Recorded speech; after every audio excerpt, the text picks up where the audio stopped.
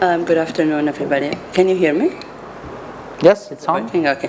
First of all, I'd like to give you a brief on the payer market in the GCC in general. As Alessandro rightly said, the structure in terms of the buying potential is a bit different than Europe.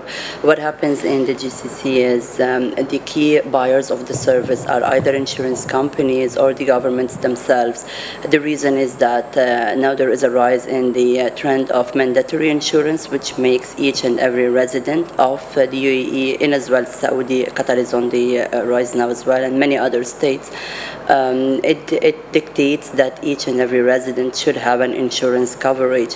For expats living in the area, their insurance coverage would be with a private insurance company. For the locals, the government is sponsoring that coverage. However, it's administrated as well by a third-party administrator, which is a private firm.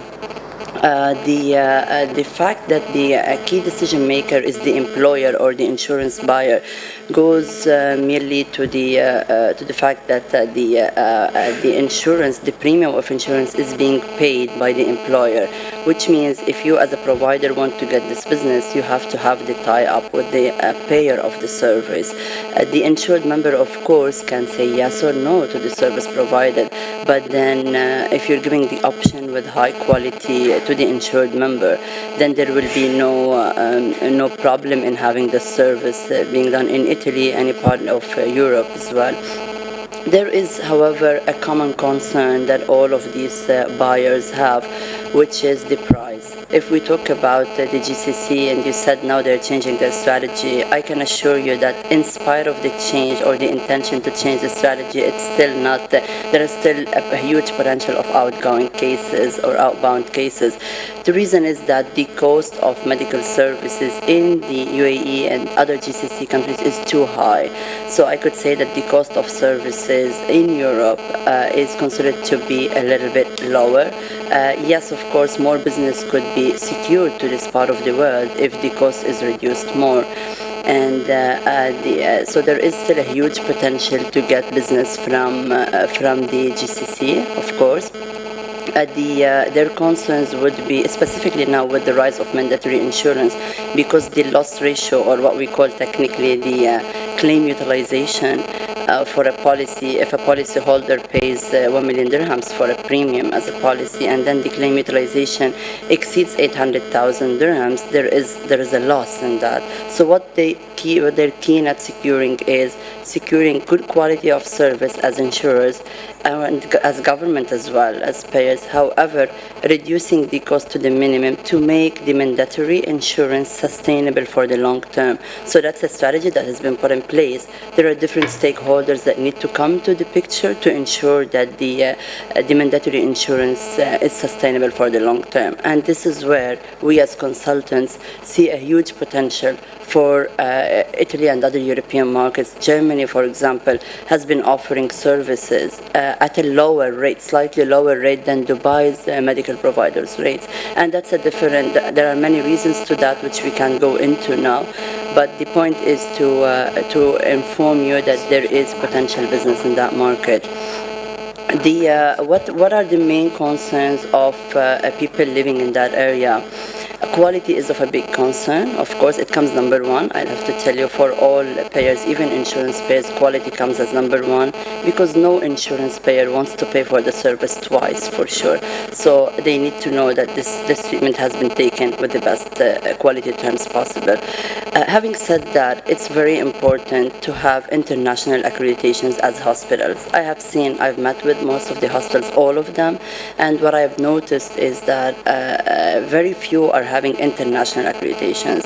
National accreditations is important, but I've been speaking globally in many conferences and met lots of providers across the world, and what I could see is there's always the perception that we have the national accreditation, which is great for your local patients. But for the GCC market, to give you an example, only UAE, 70% of the hospitals in the UAE are accredited by an international body, not to name, 70%, which shows that whether this is a fact or not, but the patient and the buyer of the service would want to see an international accreditation at the hospital where they're referring to. just to take note of that.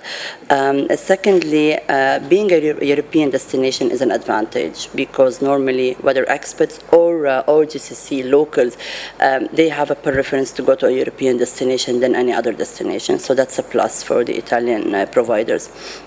Safety, going to a safe country and combining medical with leisure is another advantage, which also you can provide as Italian providers.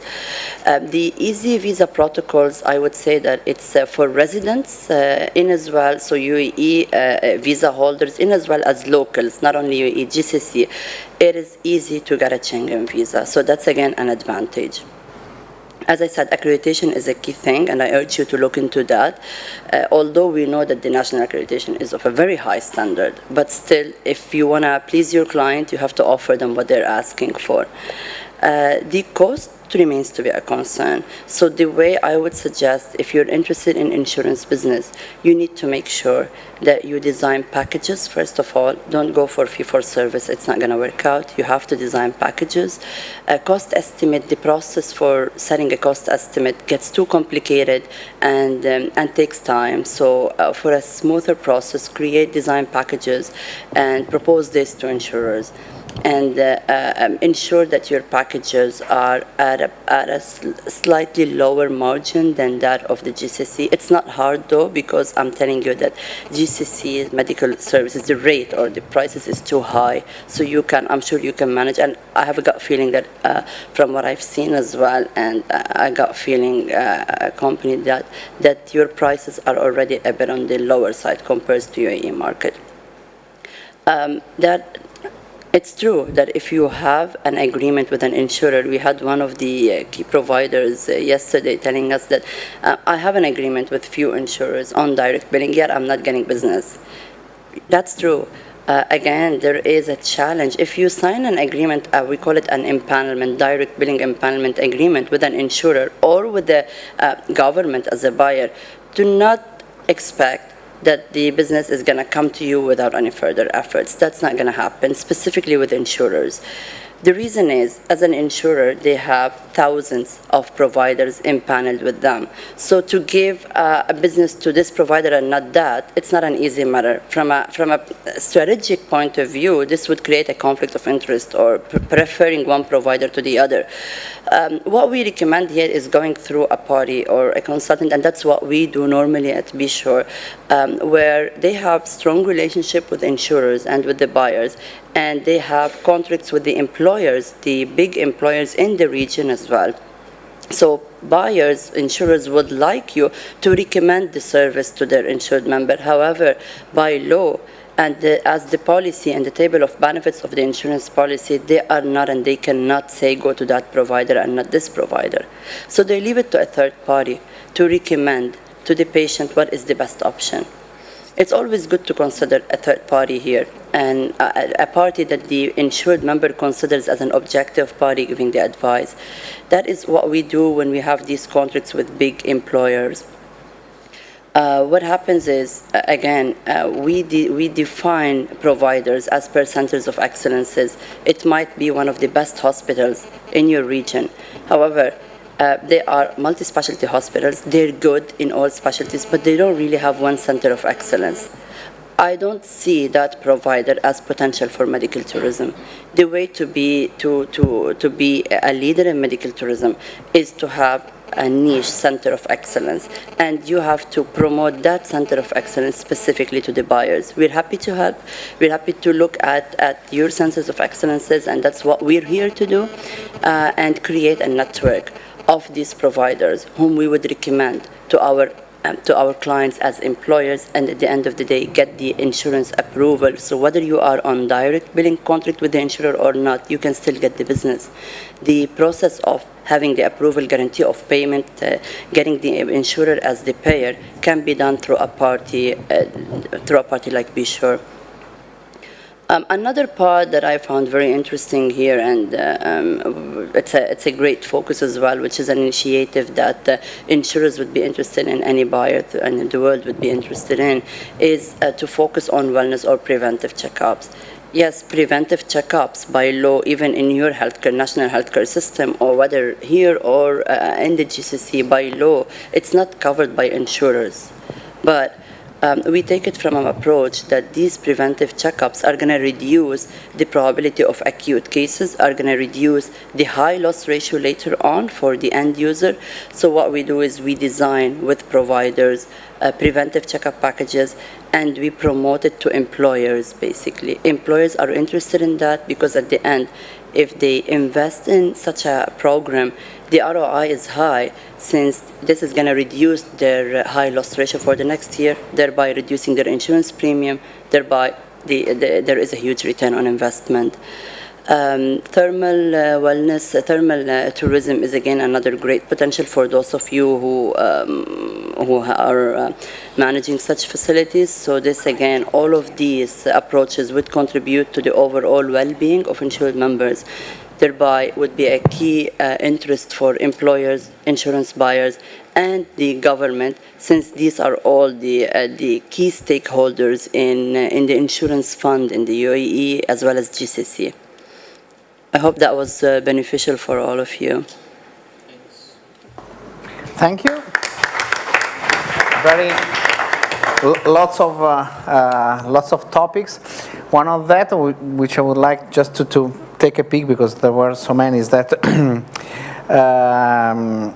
filling the bucket of medical tourism is more a question of taking some drops from various sources and not just opening a flow just from one single tap. So multi-channel, as also Manuel was saying, so some come from the web, some come from facilitators, some other come from doctors. So multi-channel marketing is key to the sector, and this will also be the topic of the next roundtable we have at 4. But coming from theory into practice, 2 quick questions. Is the international accreditation, like JCI and so on, is it something mandatory to get the convention with an insurance or a government, or there are also hospitals who are not accredited who can have the... I'll tell you, there's no set of requirements here. When we are approaching an insurer, the insurer would not dictate that where is this accreditation. But I'm saying that the trend is that all of the 70% of the hospitals in Dubai, which are the key players, or in GCC in particular, Dubai it's 70%. GCC again, it's very high. If you look at you mentioned JCI, I didn't want to name any, but if you look at the number of accredited hospitals with this international body, you would find that the highest number comes from the GCC region. So it's the fact that they have created trust in such an international body. And when you deal with a patient, you have to consider that trust factor as well. So it won't be a requirement by the buyer here or the payer for the service as much as it is a requirement by the end user. The end user would feel more secure knowing that this accreditation is in place. I'm not saying that it's a condition to get the business. No, I'm saying it's an encouraging factor for the patient, because the patient is going to compare at the end. Why do I have to go do it there? I have this facility here. They're going to compare both facilities, right? We're talking about very advanced facilities as well in the UAE in particular. So what we're saying here is if there could be a cost factor involved here, then these cases can go outside. But the patient is going to sit at the end of the day and compare. Okay. He's not the payer. So the payer is another party, and he has the choice to say, no, I'm going to do it in the UAE. So you think that this accreditation is also a consumer factor? There is the awareness and not just a B2B factor to... 100% it is. As I said, the final decision would be the patient, but there is, in the GCC area, there is the biggest influence comes from the buyer of the service, because they pay for it. But at the end, you cannot impose on the patient. No, sure. Yeah. And one key point that I think has been missed throughout this discussion is the post-operative care. Again, you need to make sure, because as an insurer as well, as a patient, all stakeholders would really focus on that. And that has been a challenge in medical tourism all throughout. So you also need to make sure that when the patient is discharged back home, there is some sort of agreement done between the provider, take for example Clinica San Francisco, and then there should be tie-ups with another party. The follow-up. Yes, of course, to make sure that the doctors communicate together. And second opinion could also be another market which we missed.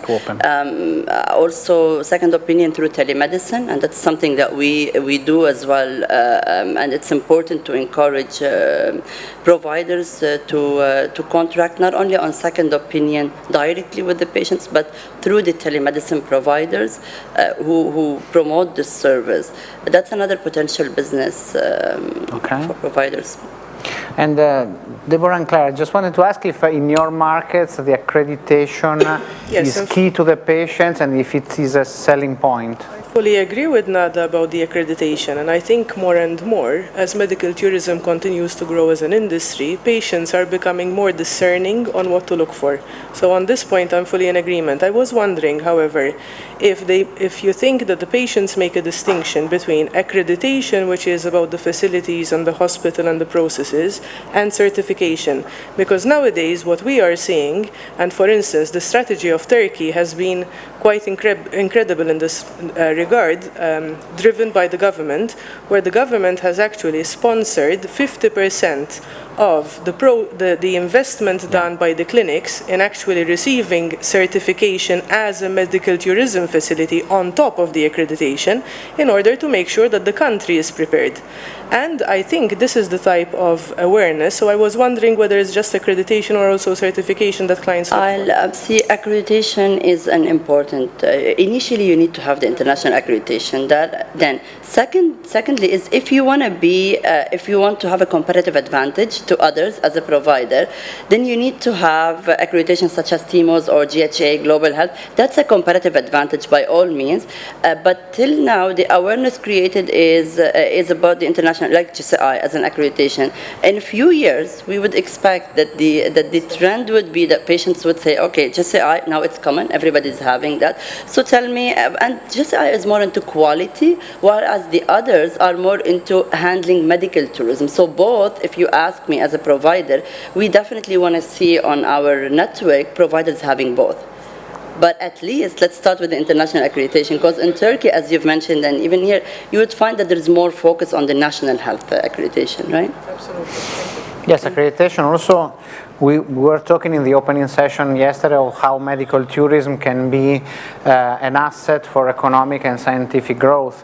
Accreditation helps set standards, and in many cases helps providers raise their standards to live up to the expectation of the accreditation. So in a way, the need for a provider to accreditate internationally to enter the market helps also raise the quality of the whole structure, and so the whole citizens will benefit of a better healthcare system and better structures.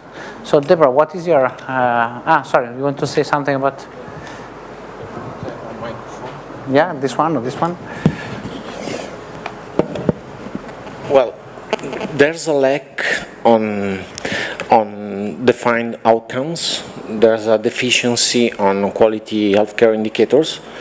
So I can perfectly understand the patients who decide to go to a certain provider because of the accreditation, but I would like to hear more about complication rates, readmission rates, infection rates, nurse-to-patient ratio. So, in terms of, I don't want to make that JCI or something like that become just marketing tools. Facilitator, in my point of view, should also make a cultural role versus the patients to help him to do the better choice, not depending only on the mark outside the door.